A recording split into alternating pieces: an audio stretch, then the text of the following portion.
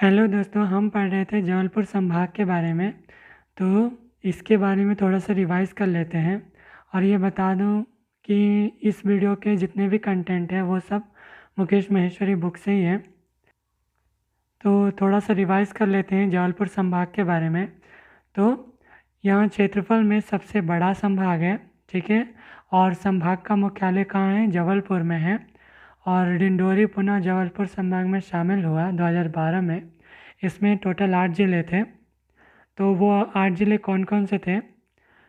जबलपुर, कटनी, नरसिंहपुर, छिंदवाड़ा, सिवनी, डिंडोरी, मंडला और बालाघाट। तो ये टोटल 8 ज़िले हैं इस संभाग में, जिसमें से हम 6 कवर कर चुके हैं। आज हम पढ़ेंगे मंडला ज़िले के बारे में।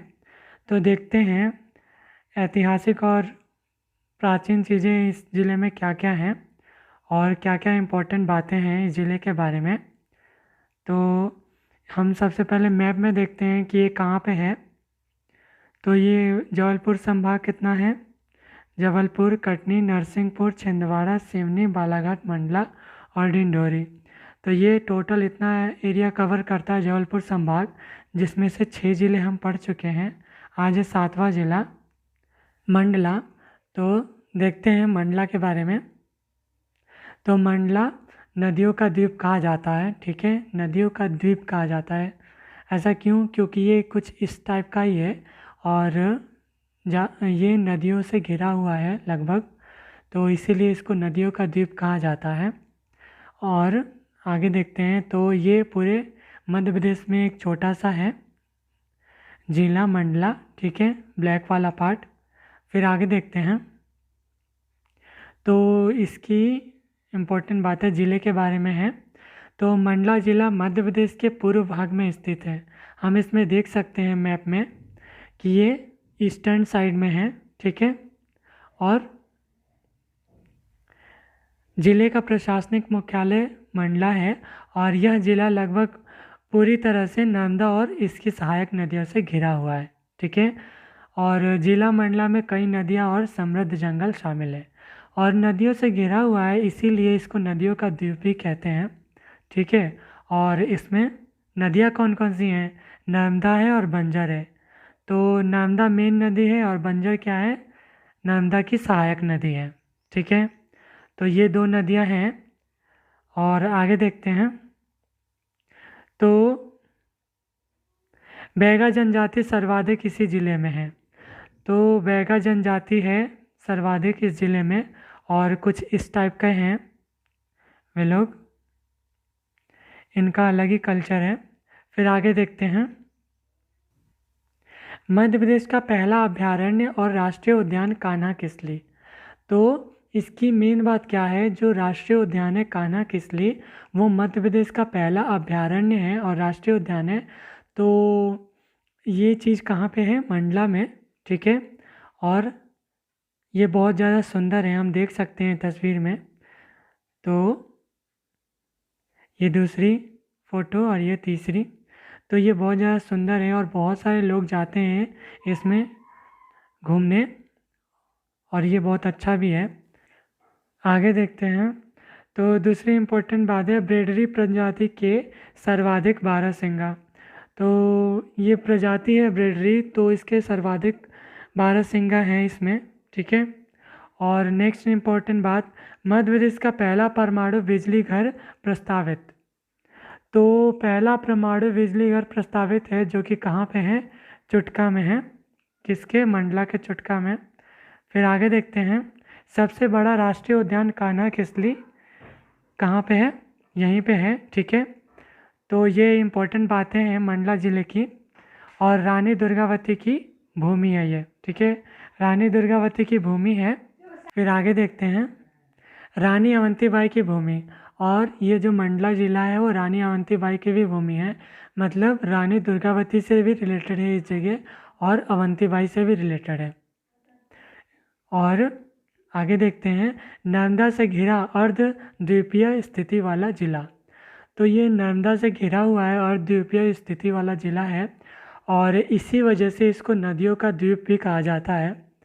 तो मंडला ज़िला इस तरह से इम्पोर्टेंट है। और आगे एक आदिवासी ज़िला है, ठीक है। इसमें ज़्यादातर लोग आदिवासी रहते हैं, तो ये आदिवासी ज़िला है। तो इस तरह से है। तो मंडला ज़िला है, उसके बारे में इतनी इन्फॉर्मेशन हो गई। आगे देखते हैं। तो चुटका के बारे में देखते हैं।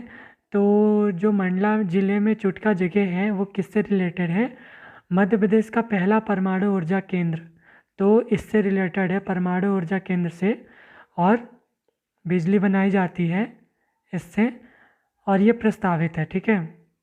फिर आगे सूरज कुंड। अगर सूरज कुंड की बात करें तो सूरज कुंड में क्या है? तो हनुमान जी का प्रसिद्ध मंदिर है।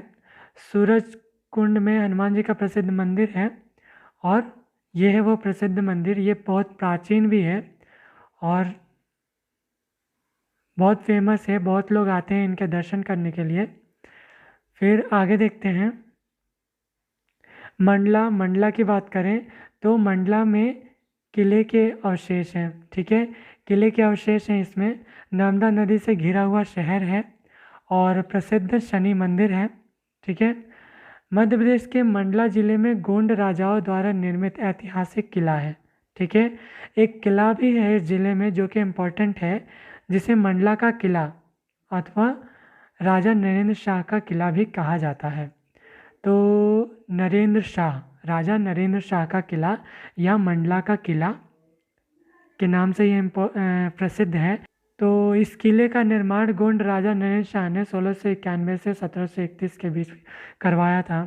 और मंडला का किला पवित्र नर्मदा नदी और बंजर नदी के संगम स्थल के पास स्थित है, और ये इन दोनों नदियों के पास स्थित है। और ये पूरा तीन तीन तरफ से ये पानी से घिरा हुआ था ये किला। और कहा जाता है, और जो इसका मेन गेट था उस वहाँ पे एक गड्ढा खुदवाया गया था जिसमें बहुत खतरनाक खतरनाक मगरमच्छ डाले गए थे, मगरमच्छ रहते थे, ताकि दुश्मनों से रक्षा हो सके। तो कुछ इस तरह का किला था ये। फिर आगे देखते हैं। तो ये है वो किला, ठीक है, कुछ इस तरह से दिखता है। फिर आगे देखते हैं। तो तो आगे देखते हैं कान्हा किसली के बारे में, जो कि बहुत ज़्यादा इम्पोर्टेंट है मंडला ज़िले के लिए। तो कान्हा किसली जो नेशनल पार्क है वो बहुत सुंदर है, और उसकी विशेषता हम देख चुके हैं। तो देखते हैं। होलोन घाटी मंडला में स्थित है। ये कहाँ स्थित है? होलोन घाटी में है। तो यही राष्ट्रीय उद्यान पहला टाइगर प्रोजेक्ट है। तो ये टाइगर प्रोजेक्ट भी है, टाइगर का संरक्षण किया जाता है, ठीक है। आगे शेष हिस्सा उद्यान का बालाघाट के बंजर घाटी में है, ठीक है। तो शेष हिस्सा कहाँ है? बालाघाट के बंजर घाटी में। फिर आगे देखते हैं। बारहसिंगा भूर सिंह को शुभंकर बनाया गया। तो शुभंकर किसको बनाया गया इसका, कान्हा किसली का? तो बारहसिंगा भूर सिंह को, ठीक है। तो ये है बारहसिंगा भूर सिंह, ठीक है। तो आगे देखते हैं रामनगर। तो रामनगर की बात करते हैं, जो इम्पोर्टेंट जगह है। तो इसमें क्या खासियत है?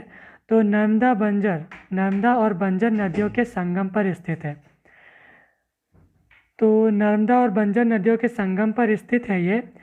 और राजा हरदयेश शाह का किला नर्मदा नदी के किनारे है। फिर गोंड राजाओं की राजधानी रामनगर ही थी। और जो गोंड राजाओं की बात की थी, जो मंडला जिले से रिलेटेड थे, तो उनकी राजधानी भी यही जगह थी, रामनगर। और रानी महल पाषाण निर्मित, तो ये भी रामनगर में है, ठीक है। तो ये जगह इम्पोर्टेंट हो जाती है। और आगे देखते हैं निदास। तो निदास जो जगह है उसके बारे में देखें तो इसके बारे में क्या इम्पोर्टेंट बात है? इसी के निकट राष्ट्रीय जीवाश्म उद्यान का भाग भगवा पार्क है, ठीक है। तो ये जो भाग भगवा पार्क है वो इसी के निकट है, ठीक है, राष्ट्रीय जीवाश्म उद्यान का, ठीक है। तो निदास हो गया। फिर आगे अब जितनी इन्फॉर्मेशन हमें लेनी थी ले लिया हमने। मंडला ज़िले के बारे में ये सारी इन्फॉर्मेशन है।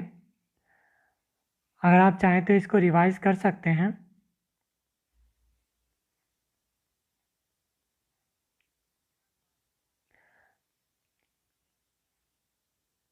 तो देखते हैं। मंडला से पृथक करके कौन सा जिला बनाया गया? हमने पिछले वीडियो में पढ़ लिया था कि मंडला ज़िले से कुछ पृथक हुआ था और फिर एक ज़िला बना था, ठीक है। तो कौन सा था? अनूपपुर, डिंडोरी, अशोकनगर, कटनी। तो इसका आंसर सेकेंड, डिंडोरी, ठीक है। और देखते हैं दूसरा क्वेश्चन, मंडला से डिंडोरी को पृथक कब किया गया? 25 मई 1998। तो ये है ऑप्शन 25 मई 1997, 25 मई 1998, 10 जून 1997, 10 जून 1998। तो 25 मई 1998 को मंडला से डिंडोरी अलग हुआ, पृथक हुआ, ठीक है। तो इसका आंसर सेकंड है। फिर मंडला का सूरज कुंड जाना जाता है। सूरज कुंड के बारे में हमने पढ़ लिया। यहाँ की खासियत क्या थी? एक प्रसिद्ध और प्राचीन हनुमान मंदिर। तो यहाँ सोन नदी का उद्गम स्थल है, यहाँ हनुमान मंदिर है, यहाँ जल प्रपात स्थित है कि यहाँ इनमें से कोई नहीं है। तो इसका आंसर सेकंड है, यहाँ हनुमान मंदिर है, ठीक है। फिर उसके बाद चटका। तो चटका एक इम्पॉर्टेंट जगह है, हाल ही में किस लिए चर्चा में रहा, ठीक है। तो चटका किस चीज़ से रिलेटेड था? तो परमाणु ऊर्जा केंद्र से रिलेटेड था। तो यहाँ मध्य प्रदेश का पहला सौर ऊर्जा का केंद्र है, यहाँ मध्य प्रदेश का प्रथम पवन ऊर्जा केंद्र बन रहा है, यहाँ मध्य प्रदेश का प्रथम परमाणु ऊर्जा केंद्र बन रहा है, या यहाँ मध्य प्रदेश का प्रथम बायोमास ऊर्जा केंद्र बन रहा है, ठीक है। तो इसका आंसर है थर्ड, यहाँ मध्य प्रदेश का प्रथम परमाणु ऊर्जा केंद्र बन रहा है, ठीक है। नेक्स्ट क्वेश्चन देखते हैं, मंडला में कौन सा राष्ट्रीय उद्यान है? तो संजय, जीवाश्म, कान्हा और उपरोक्त सभी। तो इसका आंसर है थर्ड, कान्हा।